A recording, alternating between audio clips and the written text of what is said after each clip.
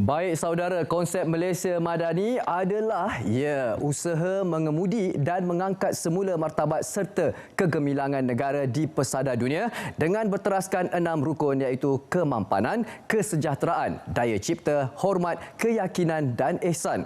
Assalamualaikum, salam sejahtera dan salam Malaysia Madani. Bertemu lagi kita dalam Pastikan Sahih edisi Selasa 24 Januari 2023 bersama saya Nadin Nordin.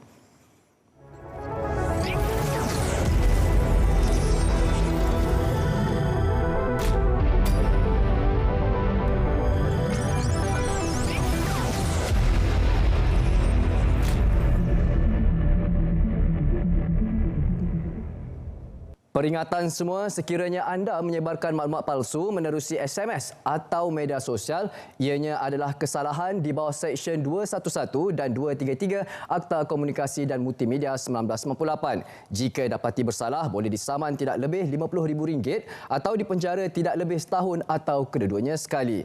Ayuh kita mulakan dengan segmen Sahih.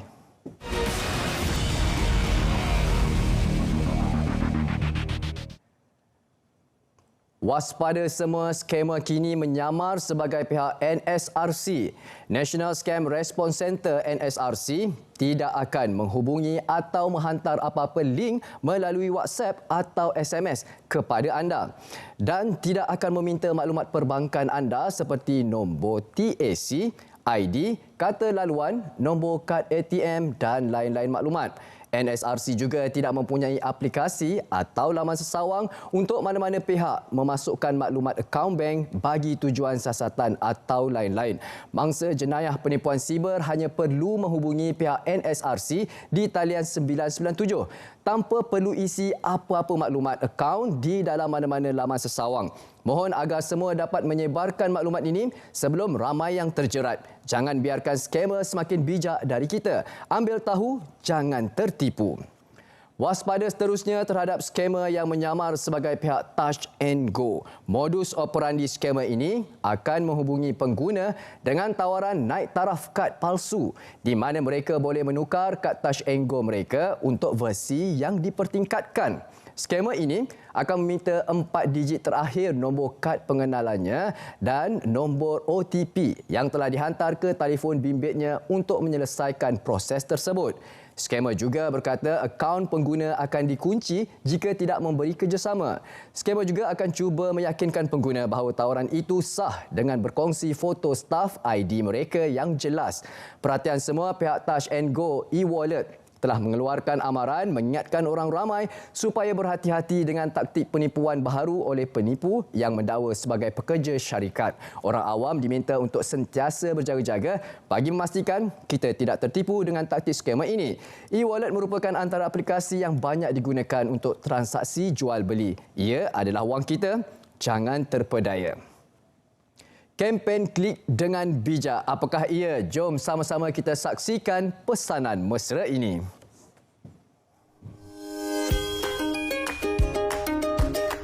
Jenny sangat gemar melayari laman sosial. Ada suatu hari, Jenny terlihat pautan sebuah iklan yang menjual pakaian dengan harga murah dari jenama terkemuka. Jenny berasa amat tertarik dengan pakaian yang dijual. Tambahan pula, iklan tersebut memaparkan pakaian dengan gaya hidup elegan. Apa lagi? Jenny pun mula pilih pakaian yang dia mahu dan masukkannya ke dalam troli pembelian. Masa nak bayar je, muncul satu lagi pautan yang mempromosikan beg tangan. Jenny berasa teruja, nampak matching pula beg tu dengan pakaian tadi. Namun, semakin lama, Jenny menerima lebih banyak pautan iklan yang serupa. Kasut, cincin sampai Riverview Candlelight Dinner pun ada. Gairah membeli Jenny semakin tak terkawal. Dah terbayang hantaran OOTD dalam media sosialnya. Jenny, banyaknya kau beli ni? Tahu tak kamu dah jadi mangsa iklan di internet? Sebenarnya, iklan di internet muncul mengikut kecenderungan individu setelah membuka sesuatu pautan. Semakin banyak pautan yang diklik, semakin banyak pautan iklan yang akan diterima. Jika tidak dikawal, pautan ini berupaya untuk mempengaruhi keputusan anda. Tambahan pula, berbelanja lebih banyak semata-mata untuk dapat perhatian netizen bukanlah sesuatu yang positif. Sedar dengan kesilapannya itu, Jenny memadamkan semua barang di dalam trolinya dan meninggalkan hanya sehelai sahaja pakaian yang benar-benar diminatinya. Jadilah pengguna internet yang bijak seperti Jenny. Kawal minda daripada dipengaruhi unsur-unsur di internet dan buat keputusan sendiri. Gunakan internet dengan positif bagi mencapai hasil yang produktif. Baik, itu pesanan yang perlu kita ingat dan aplikasikan dalam kehidupan kita seharian. Baik, seterusnya, adakah anda menjadi mangsa penipuan siber?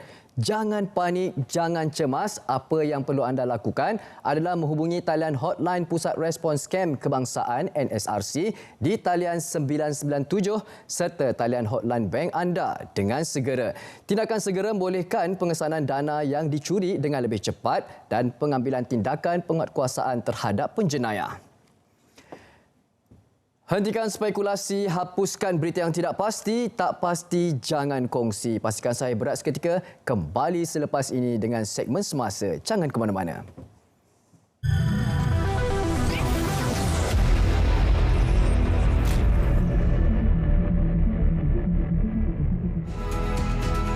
Kita dapat perbaiki keadaan ini dan meninggalkan ini sebagai episod dan pengalaman lama untuk catatan sejarah dan kita mulakan sejarah baru. Berbagai lapangan pengalaman, saya percaya semangat melahirkan masyarakat dan negara madani ini yang berteraskan nilai, kemanusiaan dan keyakinan serta membangunkan semula negara Malaysia merdeka dan berdaulat. Berita palsu parah kepada masyarakat. Menyebarkan berita palsu Tular di media sosial kerana anda boleh dikenakan tindakan undang-undang. isu semasa dalam negara. Beroperasi dengan selamat. 20 universiti awam sedia ada. Menangani inflasi. Ini iaitu mengenai cacar monyet. Sebalik pada minggu ini, maka diramal boleh berlaku dalam maklumat terkini dan tepat.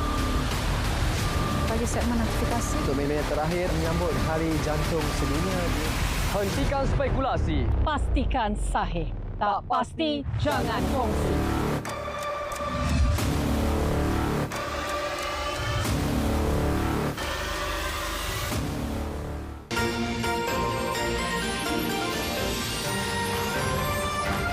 Salam sejahtera dan salam perpaduan. Saya Chang Li Kang, Menteri Sains, Teknologi dan Inovasi mengucapkan selamat menyambut Tahun Baru Cina kepada seluruh rakyat Malaysia, khususnya masyarakat Tionghoa. Semoga sambutan Tahun Anak ini memberi kita semua kebahagiaan, keamanan serta kemakmuran kepada kita semua. Saya dan warga Mosti akan terus memperkasa dasar sains, teknologi dan inovasi negara bagi memacu perkembangan ekonomi negara. Perayaan ini penting untuk kita mengeratkan lagi perpaduan sesama kaum, malah hubungan kekeluargaan dan persaudaraan menjadi tunjang utama kepada kesejahteraan rakyat Malaysia. Terus berwaspada dan jangan leka dengan ancaman COVID-19. Hati-hati di musim perayaan dan jaga keselamatan diri dan keluarga. Kongsi Facai Singyan Kuai Le.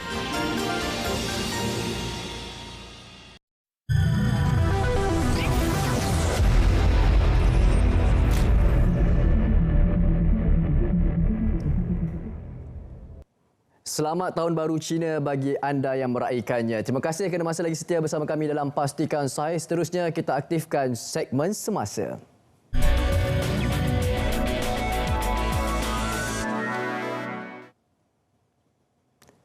Integrasi agama, budaya dan bangsa menjadi elemen penting sebagai pemangkin kuat dalam menyatukan semua rakyat di negara ini.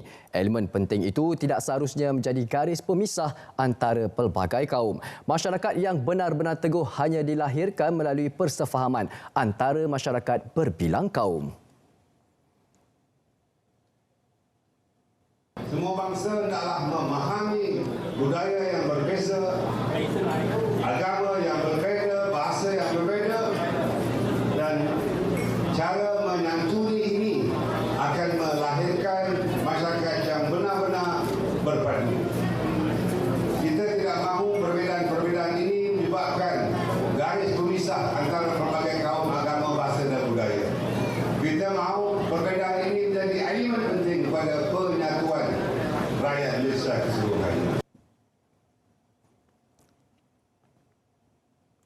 Majlis Rumah Terbuka Peringkat Negeri yang diadakan di kawasan luar bandar mampu memberi impak luar biasa. Malah menjadi platform Kerajaan Melaka mewujudkan lebih banyak produk pelancongan sebagai persediaan penganjuran Tahun Melawat Melaka 2024. Ketua Menteri Datuk Seri Sulaiman Mat Ali berkata, selama tempoh setahun ini juga, ia secara tidak langsung memberi peluang semua agensi terlibat, terutama bahagian promosi pelancongan BPP memperkemaskan kawasan pelancongan sedia ada.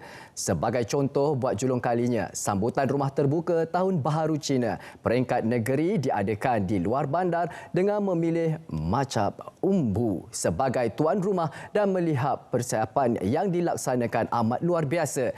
Turut memaklumkan kepada Ahli Dewan Undangan Negeri Adun Macap Jaya untuk menjadikan kawasan Macap Umbu sebagai sebuah lokasi pelancongan khususnya buat pelancongan dari negara China. Ia adalah inisiatif yang boleh dijalankan sebagai memastikan Melaka bersedia untuk menerima pelancong pada tahun 2024.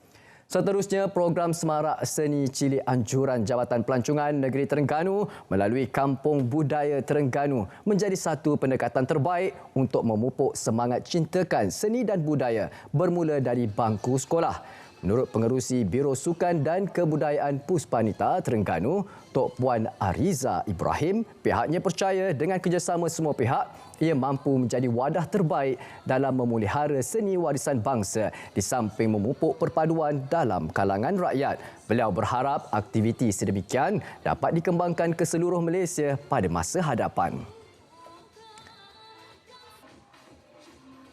Dasar Perumahan Negara sedia ada akan dikaji semula berdasarkan rangkuman intisari madani agar dapat diterjemahkan kepada nilai kesejahteraan dan keseimbangan untuk semua kumpulan rakyat Malaysia. Kementerian Perumahan Kerajaan Tempatan KPKT memaklumkan melalui dasar perumahan baru itu berancangan yang lebih teratur. Kementerian Pembangunan Kerajaan Tempatan KPKT dalam kenyataan memaklumkan melalui dasar perumahan baharu dan perancangan yang lebih teratur, kementerian itu percaya sasaran untuk menyediakan 500,000 rumah mampu milik menjelang 2025 boleh dicapai. KPKT bersedia mengkaji inisiatif sedia ada, mencari insentif baharu dan memudah cara semua bentuk prosedur dalam kelulusan pemajuan perumahan. Kementerian juga bercadang mengadakan sesi perkongsian ilmu bersama pakar perumahan dari Singapura bagi mengukuhkan strategi pembangunan perumahan negara berpaksikan kerangka dasar madani yang menerapkan nilai kemampanan, kesejahteraan, daya cipta, hormat, keyakinan dan ihsan. Kementerian Pelancongan Seni dan Budaya menyarankan supaya jumlah petugas di kaunter imigresen ditambah selain memperluaskan penggunaan sistem pengecaman wajah bagi meningkatkan kecekapan prosedur pemeriksaan imigresen di lapangan terbang antarabangsa Kuala Lumpur KLIA. Menterinya Datuk Seri Tiong King Sing berkata usaha itu penting bagi mengatasi masalah tempoh menunggu lama berikutan bilangan pelancong ke Malaysia semakin meningkat. Datuk Seri Tiong meninjau proses ketibaan pelancong di KLIA dan mendapati pelancong terpaksa beratur panjang malah menunggu hampir 2 jam bagi pemeriksaan imigresen. Selain itu, beliau turut mencadangkan pihak berkuasa KLIA untuk menempatkan petugas yang mempunyai kemahiran pelbagai bahasa bagi membantu memudahkan pelancong ketika melalui prosedur pemeriksaan imigresen.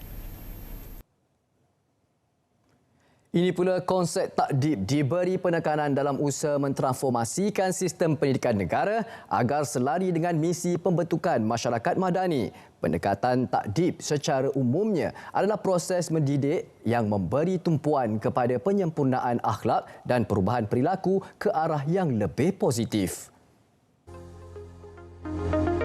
Pendekatan konsep takdib dalam sistem pendidikan negara bertetapan sebagai benteng masalah sosial remaja yang berkait dengan sasiah belajar. Profesor Adjun Universiti Putra Malaysia UPM, Profesor Datuk Dr. Abdul Rashid Muhammad berpendapat ia seiring usaha kerajaan membangun negara dan pada masa sama menekankan pembentukan akhlak rakyat. Ini satu konsep yang baik yang sepatutnya ada dalam kurikulum pendidikan dari sekolah rendah sehinggalah ke universiti secara penerapan berentas kurikulum.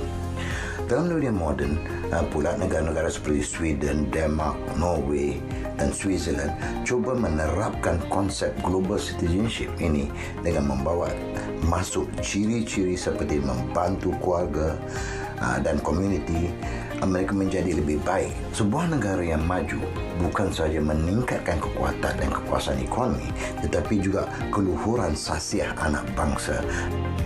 Turut senada, pensyarah belia Fakulti Pengajian Pendidikan dan Pengetua Kuasas UPM, Profesor Madya Dr. Muhammad Mursyid Arsyad yang berpandangan penerapan takdib perlu bagi melahirkan generasi berakhlak mulia sebagai pemangkin generasi madani.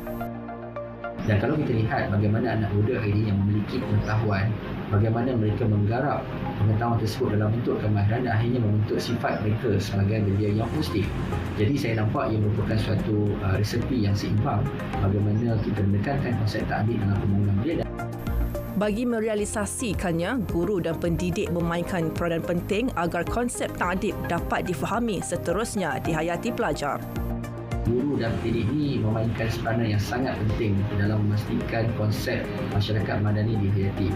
Kerana penghayatan dan pemahaman kepada konsep takdib dalam kalangan para pendidik dan guru ini dapat membentuk sasiah pelajar dan anak muda yang berkepribadian mulia dalam pembinaan ilmu, kemahiran dan sasiah dan akhirnya akan menyumbang kepada pembentukan karakter masyarakat madani yang memiliki kepribadian yang mulia, insya-Allah. Kecanggihan infrastruktur dan ledakan teknologi canggih tidak memberi sebarang makna jika aspek akhlak dipinggirkan. Justru konsep takdib sangat signifikan dalam membentuk model pembangunan akhlak masyarakat khususnya dalam kalangan pelajar sebagai kelompok sasaran utama. Fatih Aqilah Nur Azli, RTM. Usaha mempercepat dan merancakkan adaptasi digital dan automasi terhadap komuniti perniagaan dan perusahaan kecil dan sederhana PKS perlu diberi tumpuan. Menurut pakar ekonomi Dr. Juwita Muhammad, langkah itu penting bagi mengatasi masalah kos dan margin keuntungan syarikat PKS. Katanya pendirian Pro Perniagaan Pimpinan Kerajaan Perpaduan bakal mewujudkan persekitaran perniagaan menarik. Namun untuk mengembangkan kemudahan perniagaan sedia ada, beberapa perkara harus ditambah baik. Selain itu, kemudahan untuk mendapatkan pinjaman kredit juga amat penting dalam usaha menggalakkan perniagaan terus berkembang. Beliau turut menyifatkan pertumbuhan ekonomi Malaysia ketika ini masih berdaya tahan berbanding negara anggota ASEAN yang lain. Ini pula adalah amaran hujan lebat berterusan tahap bahaya di beberapa daerah di Johor dan Sabah hingga Rabu ini. Jabatan Meteorologi Malaysia, Met Malaysia menerusi satu kenyataan berkata daerah yang terbabit di Johor ialah Kluang, Mersing, Kulai, Kota Tinggi dan Johor Bahru. Manakala di Sabah, daerah yang terbabit ialah Sandakan dan Kudat. Met Malaysia turut menjangkakan hujan lebat berterusan tahap buruk hingga Rabu di Johor iaitu Segamat, Batu Pahat dan Pontian. Di Sarawak, Kuching, Serian, Samarahan, Betong, Sarike, Mukah dan Bintulu serta pedalaman Sabah di Tambunan, Pantai Barat Tawau di Lahad Datu dan Kudat di Kota Marudu. Baik, pastikan saya berehat seketika. Kembali selepas ini dengan segmen penutup kita adalah segmen notifikasi. Jangan ke mana-mana.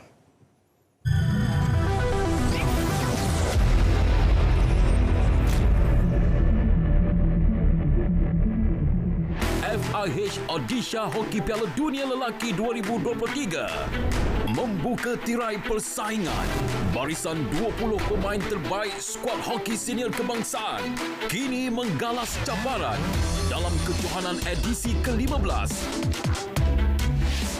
Saingan 16 pasukan dari 4 kumpulan dengan negara India sebagai tuan rumah dibawakan untuk anda dari 13 hingga 29 Januari. Eksklusif hanya di RTM. Dalam kita membangunkan aplikasi yang memberi kesejahteraan kepada negara, ada yang menyalahgunakannya. Sejak kebelakangan ini, terdapat peningkatan ketara dalam penyebaran maklumat atau berita palsu yang boleh menimbulkan kekeliruan dan kegusaran di kalangan masyarakat. Ancaman berita palsu tanpa verifikasi sumber, fakta dan maklumat memberi impak serta implikasi negatif kepada rakyat dan negara. Sebarang penyebaran berita palsu akan dikenakan tindakan undang-undang serta didakwa mengikut Seksyen 505 Kanun Kesiksaan dan Seksyen 233 Akta Komunikasi dan Multimedia 1998.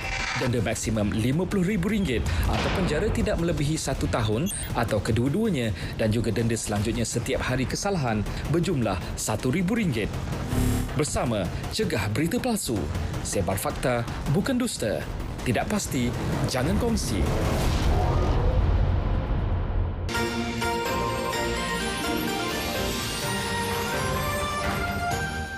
Saya Iwan Benedik bersama dengan semua warga Kementerian Pembangunan Usahawan dan Koperasi Malaysia ingin mengucapkan selamat tahun baharu kepada semua rakyat Malaysia, khususnya masyarakat Tionghoa di negara ini. Mari kita sama-sama jadikan tahun ini tahun yang lebih baik untuk kita sama-sama membangunkan koperasi, usahawan kecil dan sederhana, juga penjajah dan peniaga kecil di seluruh negara. Bersempena dengan tahun Arnab tahun ini, kami di Kementerian ingin mengucapkan kongsi pacai kepada semua. Mari kita sama-sama eratkan perpaduan sesama rakyat Malaysia. Terima kasih, salam perpaduan, kongsi pacai.